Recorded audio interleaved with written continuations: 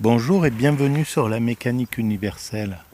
Alors aujourd'hui nous sommes le mercredi 25 août 2021 et je continue ma lecture de Qu'est-ce que l'ignorance métaphysique dans la pensée hindoue chez Vrin et écrit surtout par Michel Hulin. Voilà. Donc je continue un petit peu, on était sur l'idée du samsara, voilà, de ces visions hindoues de la sagesse et voilà toutes les grandes lignes de l'hindouisme.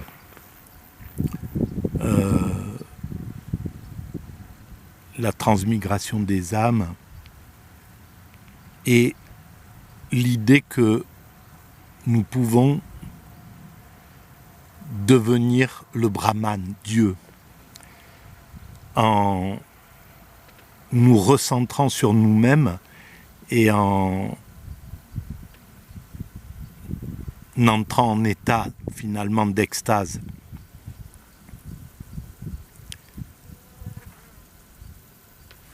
Donc je continue ma lecture.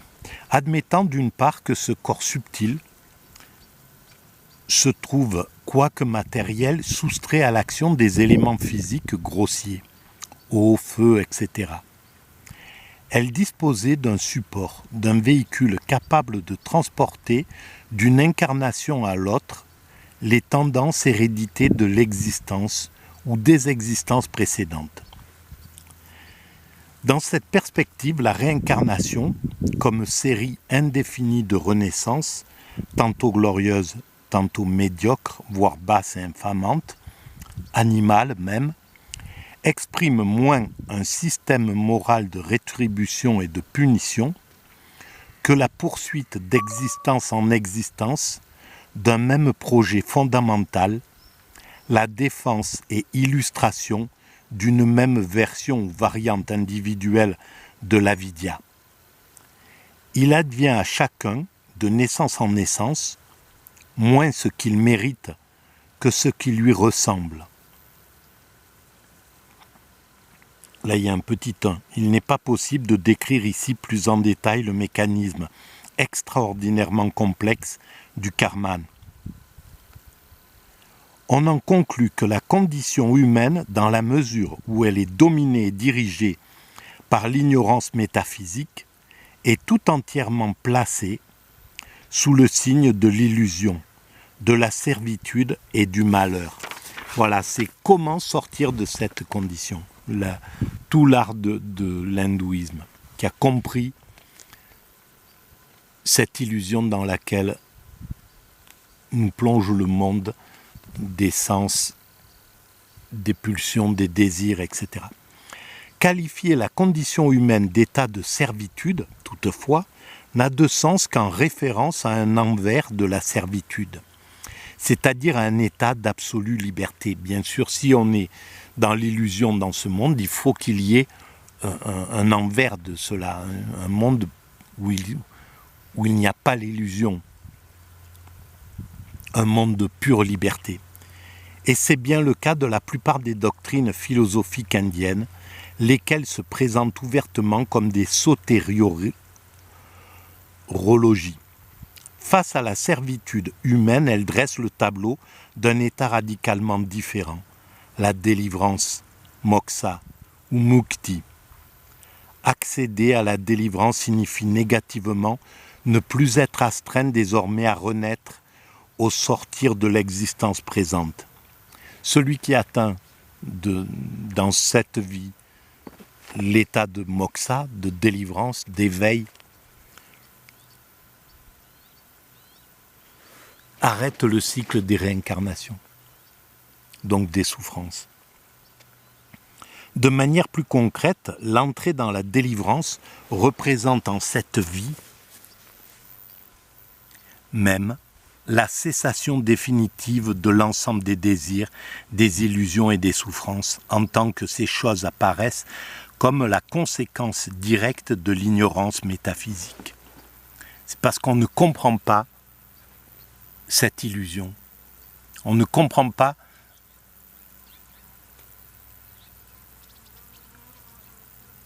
la servitude dans laquelle nous sommes plongés durant toute notre existence. Et tant qu'on ne le comprend pas, tant qu'on est dans l'ignorance métaphysique, on doit supporter l'ensemble de ce qui nous est donné dans la vie ordinaire, les désirs, les illusions, les souffrances. Il semblerait donc que l'élimination de l'avidya doive constituer la tâche par excellence de la réflexion philosophique. L'avidya, c'est l'ignorance métaphysique. Mais ici surgit aussitôt un très redoutable problème. C'est que l'avidya, comme on l'a dit, ne se laisse pas identifier à un ensemble d'opinions fausses en matière métaphysique, opinions qu'une saine méthode philosophique aurait en principe la capacité de redresser.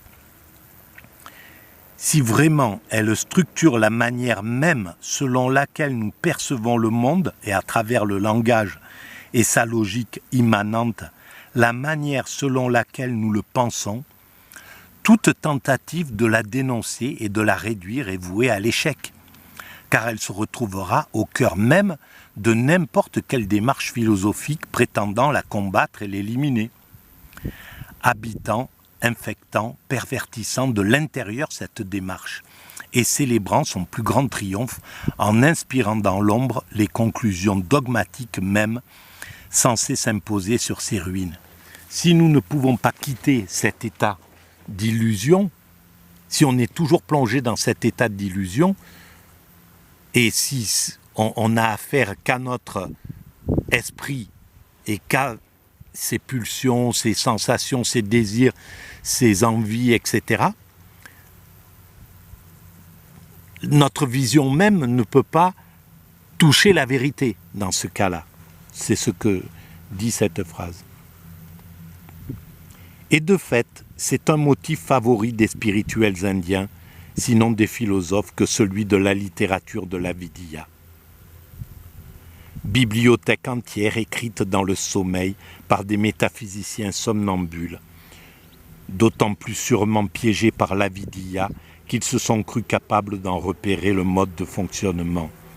En un sens, cette avidya se présente comme un mode d'expérience, un système parfaitement clos sur lui-même, complètement étanche, éminemment apte à récupérer et priver de signification toute tentative de prise de conscience visant à la surmonter.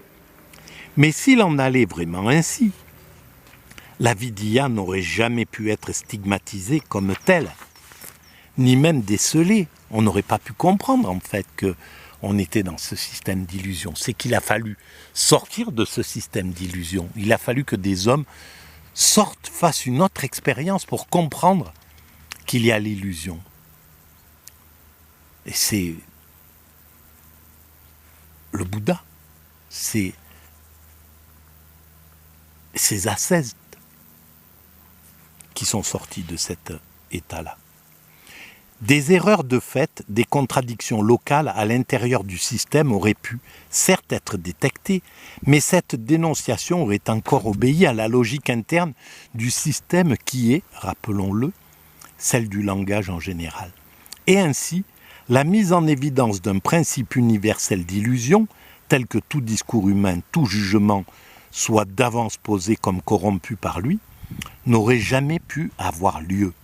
Or, c'est un fait que nous avons une certaine conscience de l'avidya, donc de l'illusion métaphysique, en tant que telle, et que nous en formons la notion.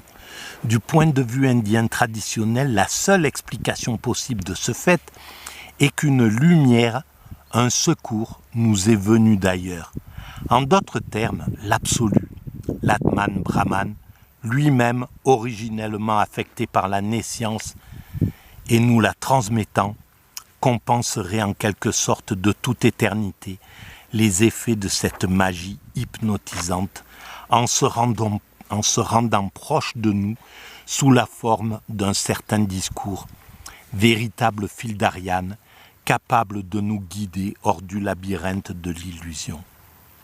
Voilà, et c'est toute l'expérience du bouddhisme, de l'hindouisme, de vouloir sortir de cette condition de l'illusion. Et ce sont des grands maîtres, des sages, des êtres humains. C'est pas des rigolos, c'est pas des plaisantins qui ont fait cette expérience et qui ont réussi à comprendre cette logique.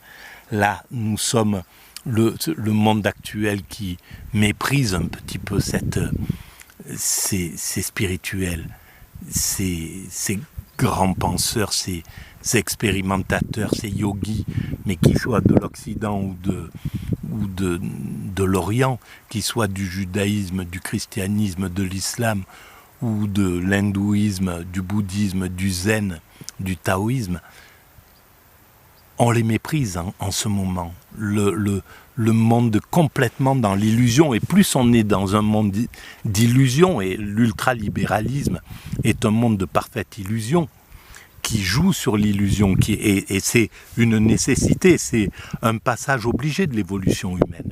Il n'y a pas à le critiquer, c'est là, c'est comme ça, mais ça n'est pas le système définitif. Nous sortirons, et bien plus vite qu'on ne le pense, de cet ultralibéralisme pour revenir à une pensée spirituelle qui n'a rien à voir avec les religieux qui voudraient l'imposer d'une manière violente, un système. C'est la spiritualité à l'état le plus élevé de la pensée. Ce discours de l'absolu n'est autre que le Veda, compris non pas comme un discours humain sur Dieu et l'invisible, mais bien comme une auto-révélation de l'absolu. Une auto-révélation de l'absolu, c'est-à-dire dans l'état d'extase, dans l'état de nirvana, de moksha, c'est à l'intérieur de nous que cette révélation de l'absolu se fait et qu'on comprend tout le reste. À l'intérieur de la révélation védique ou sruti, ce discours salvifique revêt une forme particulièrement condensée et riche de sens dans ce qu'on appelle les grandes paroles, Mahavakya des Upanishads. Il s'agit de formules brèves, abruptes même, qui révèlent directement au sujet humain son identité concrète à l'absolu. Ainsi le célèbre Tattvam Asi, tu es cela, c'est-à-dire l'Atman, le Brahman, Dieu, le divin. Essentiel donc à cette construction spéculative et trop souvent négligée ou minimisée par les commentateurs est la notion d'une parousie de l'absolu, lequel librement se mettrait à la disposition des hommes pour leur ouvrir la voie de la délivrance. Il n'est jusqu'aux catégories proprement religieuses de la grâce et de l'élection qu'il ne devienne légitime d'invoquer dans ce contexte cet Atman, proclame la Katha Upanishad, ne peut être atteint par l'exégèse, ni par l'intellect, ni par beaucoup d'études. Celui qui les lit peut seul l'atteindre. Pour lui, cet Atman découvre sa forme corporelle. Ça peut être accidentel, ce que j'ai vécu. La semaine d'extase, je ne l'ai pas cherché, je l'ai même pas vu monter en moi. Je l'ai vécu à ce moment-là. Ça peut être accidentel, ça peut être... Et pourquoi elle est claire, pourquoi elle vient se poser sur tel individu, tel éclaireur ou tel autre éclaireur, et pas sur un autre, on ne sait pas. Mais je pense que beaucoup font cette expérience, sauf qu'ils n'en parlent pas. Je pense que cette expérience est beaucoup plus répandue qu'on ne le dit et qu'on ne le croit.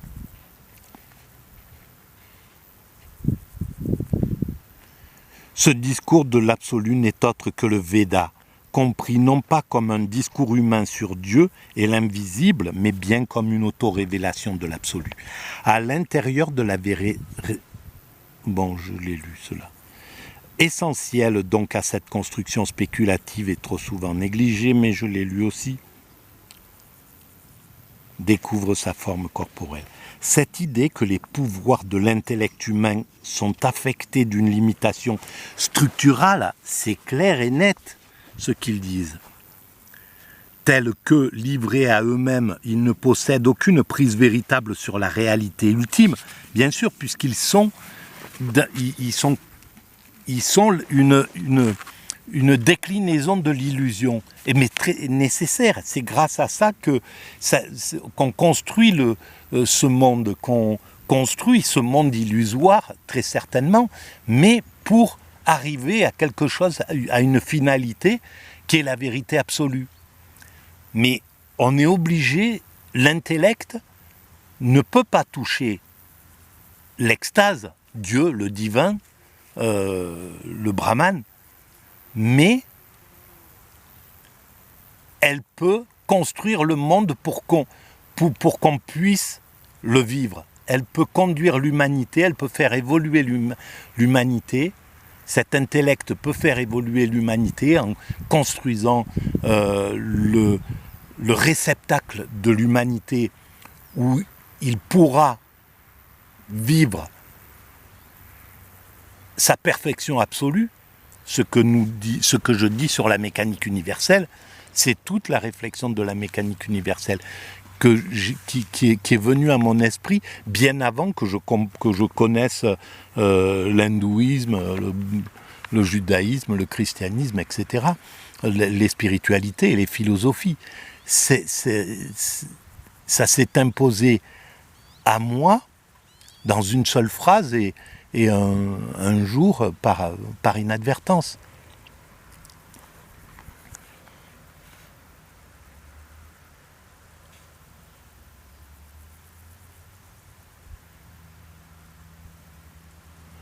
D'où une façade d'irrationalisme et de fidéisme théologisant. J'aimerais bien savoir où j'en suis. Oui, 17, ça va. Théologisant, présente même chez les plus spéculatifs des représentants de ces courants de pensée. Sans doute le bien fondé du raisonnement est avéré touchant certains objets, mais il ne l'est pas concernant l'objet transcendant qui est ici en question. Le raisonnement ne peut pas toucher ça. Et de ce défaut résulte que le raisonnement ne procure pas la délivrance. Voilà un génie, Michel Hulin, qui a 80 et quelques années aujourd'hui, et dont personne parle, et qui a tout compris. Quand on lit ce livre, on comprend qu'il a tout compris, cet homme-là.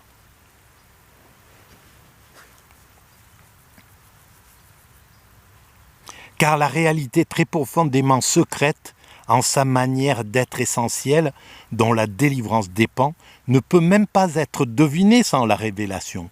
En effet, étant sans forme ni couleur ni aucune autre qualité sensible, cet objet ne rentre pas dans le domaine de la perception, mais que dans la sensation.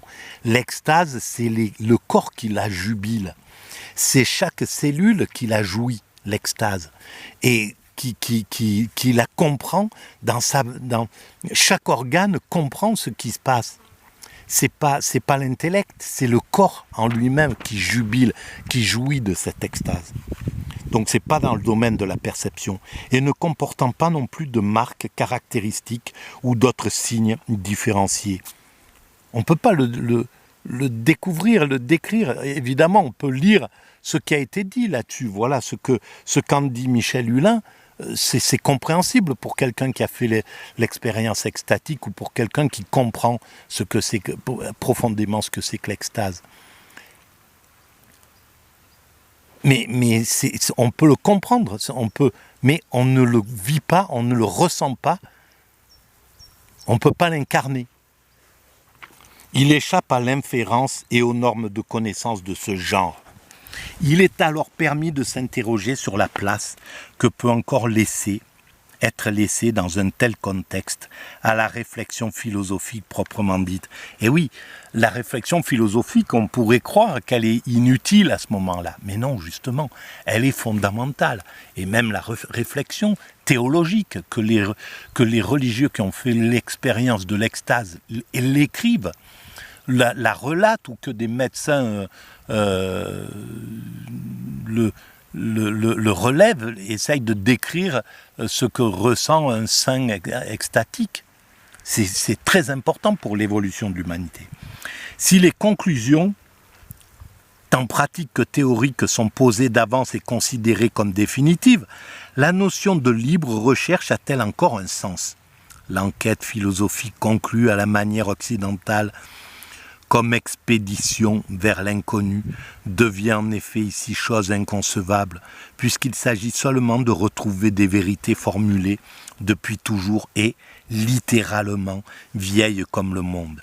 Mais précisément, ces vérités ont à être retrouvées, c'est-à-dire repensées, comprises dans leur signification vivante au-delà de la gangue des formules stéréotypées.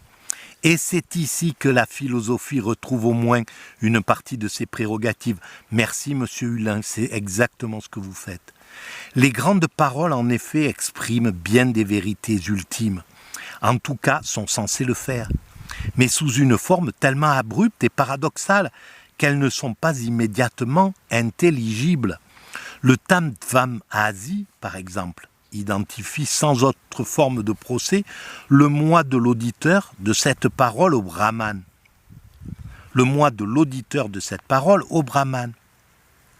En somme, il paraît même mettre sur le même plan, d'un côté une entité psychophysique, concrète, finie, particularisée, souffrante, transmigrante, et de l'autre une entité transcendante, éternelle, celle qu'on appelle le Brahman, et donc invisible, illimité, apaisé, mais ce n'est qu'un mot, évidemment. Le total manque de congruence entre les termes situés de part et d'autre de la copule semble condamner à une telle proposition à demeurer à jamais vide de signification, montrer qu'il n'en va pas ainsi qu'entre le contenu des grandes paroles ou celui de la révélation védique en général et les données de l'expérience immédiate, les contradictions ne sont qu'apparentes, constituent alors la tâche propre de la réflexion philosophique. Et je continuerai cette réflexion un peu plus tard. Mais voilà, je pense que c'était très important, tout cela.